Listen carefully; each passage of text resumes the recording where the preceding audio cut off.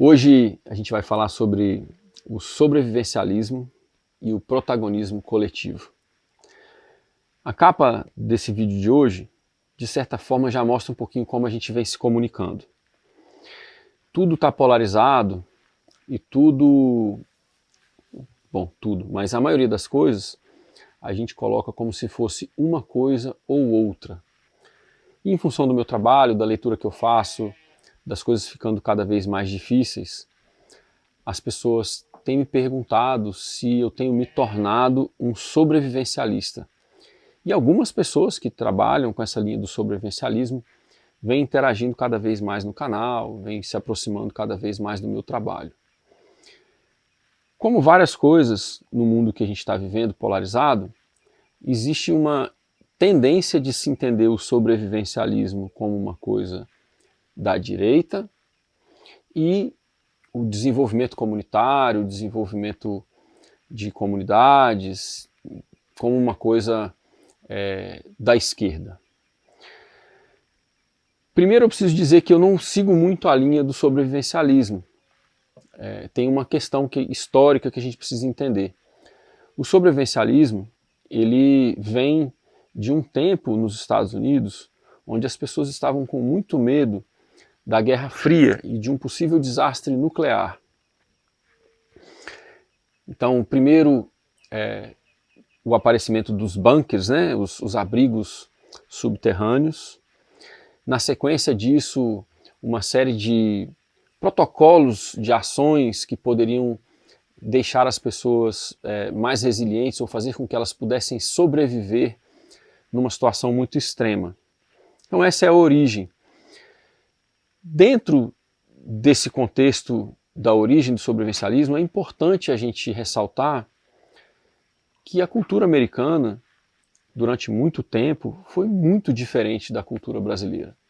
Hoje a gente tem cada vez mais, porque a gente está sendo colonizado, infelizmente, hoje a gente tem cada vez mais pessoas adotando, celebrando e querendo ser cada vez mais parecido com a cultura americana. Eu acho que isso é uma perda enorme para o Brasil, para a riqueza cultural que a gente tem. Mas é importante ressaltar algumas coisas dos Estados Unidos. Um país que teve uma colonização depois da nossa, um país que teve uma colonização baseada numa ocupação territorial muito mais distribuída, descentralizada, de pequenas propriedades, estou falando da parte do norte, né?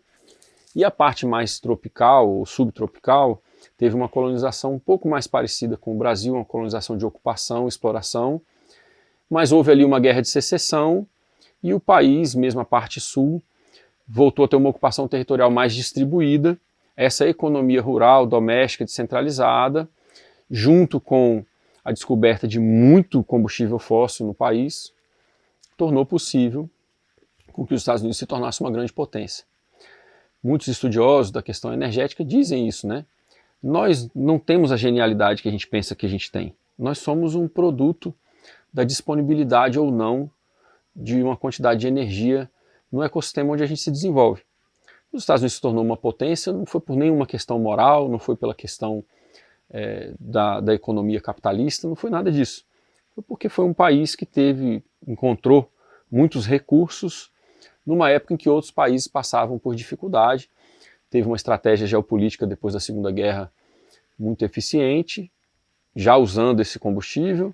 Depois teve, na década de 70, quando viu que o combustível que eles tinham estava, né, os combustíveis fósseis estavam diminuindo, eles investiram na desestabilização de vários países do Oriente Médio para assegurar o petróleo para eles, desenvolveram a noção de petrodólar, fizeram com que o dólar fosse uma moeda de reserva do mundo inteiro e se estabeleceram como potência. Tem muito a ver com a economia, não tem muito a ver com a questão moral. Dentro dessa abundância energética, dentro dessa cultura, que teve muito a ver com a ocupação territorial também no começo, se desenvolveu o sobrevivencialismo. Ele é muito informado por ações individuais, por um protagonismo individual e familiar. E muitas vezes por isso ele é criticado pela esquerda como uma atitude ou uma visão de mundo da ultradireita. E aí vem os motes da esquerda. não tem solução individual para problema sistêmico. Isso é constantemente falado e inclusive tem até comentário aqui no canal sobre isso. Essa frase, ela é um desserviço para a esquerda, porque entre a gente organizar a própria casa, buscar o máximo de autonomia possível com as pessoas e no território imediato e atuar na questão sistêmica, uma coisa não anula a outra. Mas a maioria das pessoas que fala que não tem solução individual para problemas sistêmicos não estão trabalhando para implementar nas suas vidas as soluções que elas têm uma margem para implementar. E isso é uma questão delicada e que mutila, que atrapalha, que sabota o pensamento da esquerda. O sobrevivencialismo tem essa origem, então, na Guerra Fria, no medo de uma explosão nuclear. Ele traz depois uma série de cenários, possíveis cenários, onde nós deixaríamos de reconhecer o mundo como conhecemos, né? O fim do mundo como conhecemos, é uma frase importante dentro do movimento sobrevivencialista. E aí existem cenários, a guerra nuclear, um colapso econômico muito acentuado, muito rápido, abrupto, a questão de desastres ambientais, a questão até de tempestades solares que causariam, por exemplo, o colapso total dos eletrônicos. E isso foi alimentado por várias questões, na virada do século XX para o século XXI, né? No ano 1999 para o 2000, uma série de pessoas achavam que a gente ia ter um colapso eletrônico muito grande. Teve a questão também do calendário maia, enfim, teve um reforço aí dessa exploração dos cenários catastróficos. E como as pessoas fazem uma prospecção de cenários muito catastróficos, elas não são levadas a sério. E aí a gente precisa reconhecer que muitas vezes, fora do nosso campo de atuação, fora do nosso conforto intelectual, fora do nosso, talvez até do nosso conjunto de premissas éticas, a gente pode encontrar práticas e informações que são úteis. Embora eu não concorde com a premissa cultural, individualista, o sobrevivencialismo tem muito a colaborar. Nós precisamos pensar no estoque de comida, nós precisamos pensar no estoque de água, nós precisamos muito pensar em como desenvolver habilidades para protagonizar uma situação de colapso muito abrupta. Quem na família desenvolve qual papel? Né? Eu sei que a gente está... Isso também é um assunto delicado, né? Porque falar que talvez um gênero tem uma inclinação ou melhor condição de desempenhar um papel hoje parece que é uma coisa polêmica, não deveria ser. Óbvio que as mulheres podem participar de tudo, mas existem algumas coisas que ficam mais facilmente executadas por homens e outras ficam mais facilmente executadas por mulheres, e isso não quer dizer que os dois não podem cooperar e interagir na execução dessas funções, inclusive como casal. Mas o que eu quero dizer é assim, a gente precisa fazer um estudo da função de cada um numa situação de um colapso mais abrupto. Então, o estoque de comida, preservação de alimentos, o estoque de água, como que a gente vai se proteger, como que a gente vai se cuidar, tudo isso são coisas muito válidas e facilmente descartadas pelas pessoas à esquerda do espectro ideológico, porque nós precisamos, a priori, não concordar com tudo que vem supostamente do campo contrário. O sobrevivencialismo não é contrário ao protagonismo coletivo, ele é complementar. Nós podemos organizar a unidade familiar, nós podemos nos preparar, nós podemos treinar, nós podemos desenvolver habilidades e, ao mesmo tempo, nós podemos nos conectar, nos relacionar e buscar soluções que sejam coletivas, buscarmos então um protagonismo local coletivo. O que nos mutila em termos de preparo, de planejamento, é porque nós seguimos pertencendo a campos ideológicos ao invés de pertencermos a um território. Vários dos cenários que são elencados pelos sobrevivencialistas já aconteceram. Países, inclusive o único país que fez isso, né, os Estados Unidos, jogaram bombas atômicas no Japão. Nós já tivemos tempestades solares no final do século XIX, quando inclusive toda a rede de telégrafo caiu da noite para o dia. Nós já tivemos desastres ecológicos, vulcão, tsunami, terremoto, que romperam da noite para o dia as cadeias de suprimento de energia, de água, de alimento, de energia. Então, o que o sobrevivencialismo traz vive uma certa chacota por grande parte da sociedade, mas são cenários plausíveis e que têm base na história. E tem uma outra coisa que o sobrevivencialismo tem uma razão. Historicamente, as maiores violências em tempos de colapso não vêm dos nossos pares, vêm de instituições e pessoas que já eram imbuídas de um poder anterior, da polícia, do exército, do governo.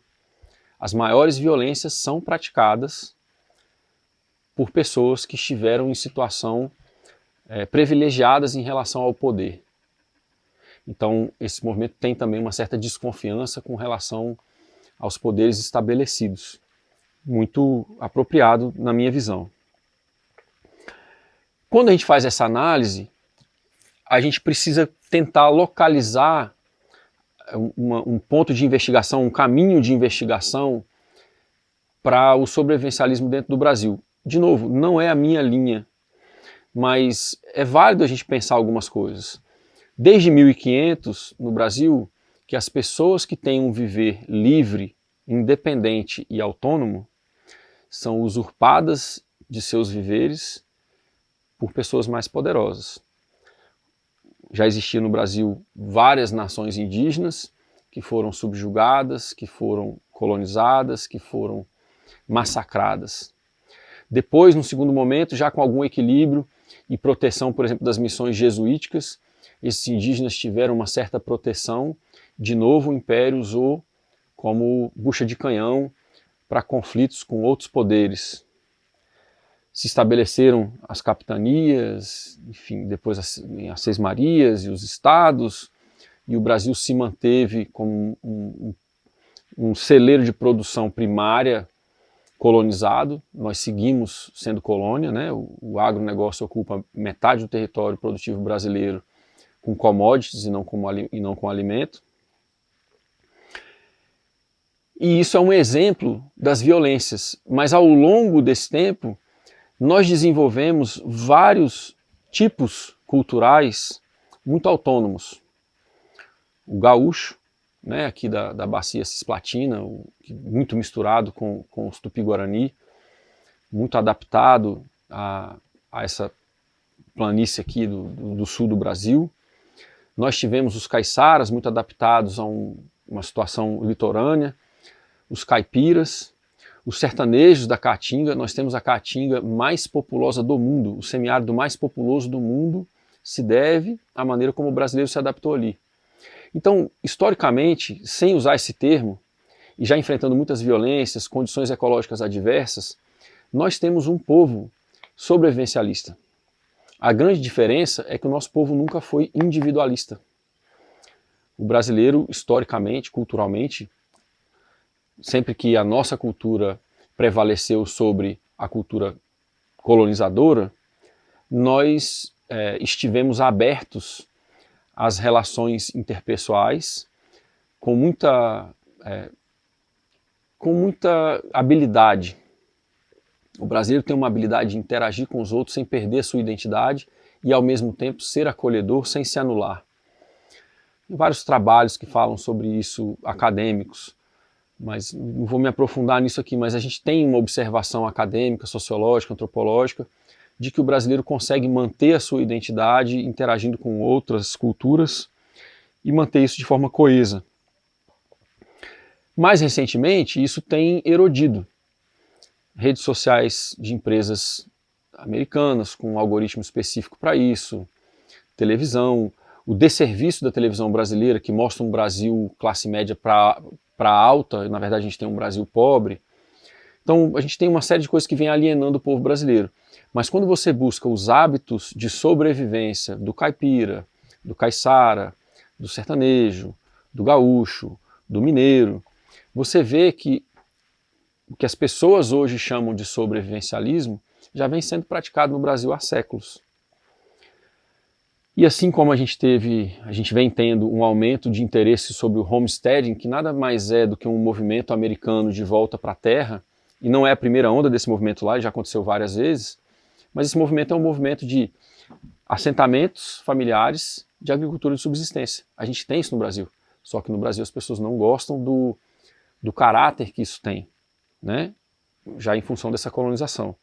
Então o sobrevivencialismo tem uma série de questões muito positivas, mas ele é uma importação.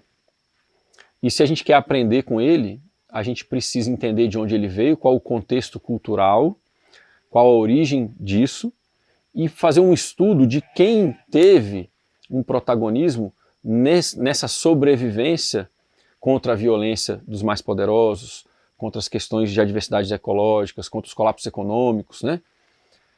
Na nossa história. E nós temos muito mais tempo de história e de construção da nossa cultura do que as pessoas dos Estados Unidos, né? do que os Estados Unidos. Um grande estudioso sobre isso, o Dmitry Orlov, escreveu um livro, chama Os 5 Estágios do Colapso. E ali tem um estudo muito interessante. Eu falo muito das 5 áreas essenciais do nosso viver: moradia, alimentação, água, saúde e mobilidade. E ele tem um viés um pouquinho diferente. Ele fala de moradia, segurança, comida e transporte, mobilidade, né? É um eixo um pouquinho diferente.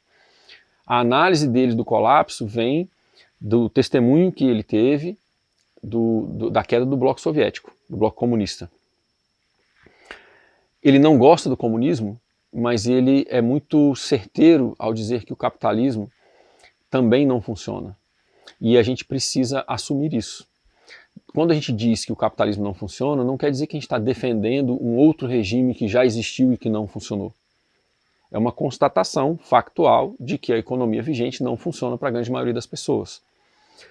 Ele fez essa constatação em um ensaio, que depois virou um livro, Os 5 Estágios do Colapso. Ele fala do colapso financeiro. No colapso financeiro, a gente deixa de poder fazer uma projeção linear de um futuro, e isso dificulta principalmente o mercado especulativo. Nós não conseguimos imaginar o futuro, ele deixa de ser uma projeção linear e passa a ser uma coisa mais inconstante. No segundo momento, a gente tem um colapso comercial. A gente deixa de acreditar que o livre comércio funciona para suprir todas as necessidades das pessoas, e a gente passa a duvidar de certas relações comerciais. Na sequência, a gente tem um colapso político. A gente percebe que os políticos que estão, entre aspas, liderando as democracias, eles não representam o povo, são marionetes instaladas que governam para os próprios interesses e os interesses da elite financeira. No quarto estágio do colapso, a gente tem um colapso social. No colapso social, a gente tem um paradoxo. As pessoas deixam de confiar no escambo e na dádiva ao mesmo tempo em que elas passam a ter mais relações que não são intermediadas pelas instituições financeiras estatais e pelo mercado. É um paradoxo, né? Porque se o que a gente tem de financeiro, estatal e comércio, né, o mercado, não está funcionando, nós deveríamos ter ainda mais dádiva e escambo funcionando. Por isso que é um colapso social, né? Tem esse paradoxo aí dentro e a gente deixa de confiar nas pessoas no momento que a gente mais precisa confiar nelas. No quinto estágio, ele fala de um colapso cultural. O colapso cultural ele é marcado por algumas coisas muito traumáticas, quebras de tabus, por exemplo, quando as famílias não podem mais cuidar dos seus. E nesse momento a gente perde a fé na humanidade. A gente não consegue mais definir o que é ser humano, né? Os 5 estágios do colapso é marcado por esses 5 estágios. Eles não precisam acontecer em ordem e não precisam acontecer os 5 ao mesmo tempo para que a gente esteja vivendo um colapso. Importante ressaltar isso. Mas uma leitura dele interessante é que no bloco soviético existia uma cultura comunal. As pessoas tinham comunidade e nos Estados Unidos elas não têm. Quando houve a ruptura, quando caiu o bloco comunista, caiu o muro em 89, várias pessoas entraram numa situação de pobreza extrema muito rápido, mas elas não ficaram sem casa, água, luz não foi cortada e aquecimento não foi cortada dos prédios, das edificações das casas. Serviços de saúde continuaram funcionando porque os médicos não trabalhavam por dinheiro, trabalhavam pela comunidade, pela vocação, e várias coisas continuaram funcionando.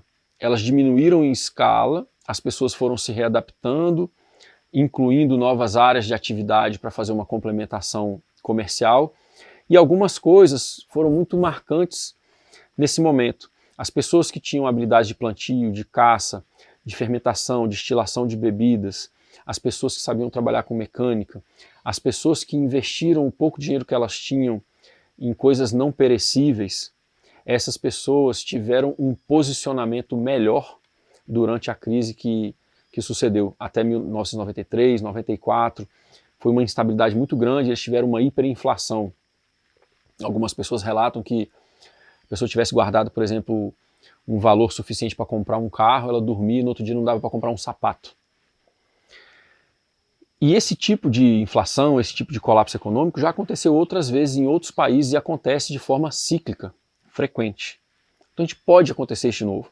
Mas a ressalva que o Orlov traz é que as pessoas conseguiam, existia uma cultura mais solidária, mais cooperativa, mais arraigada no local.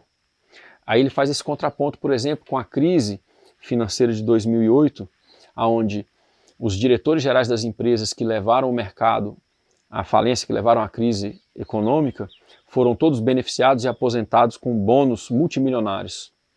No mesmo ano em que o sistema financeiro fez com que mais de 5 milhões de famílias americanas fossem para as ruas. E aqui, interessante que uma vez eu dei esse exemplo, né?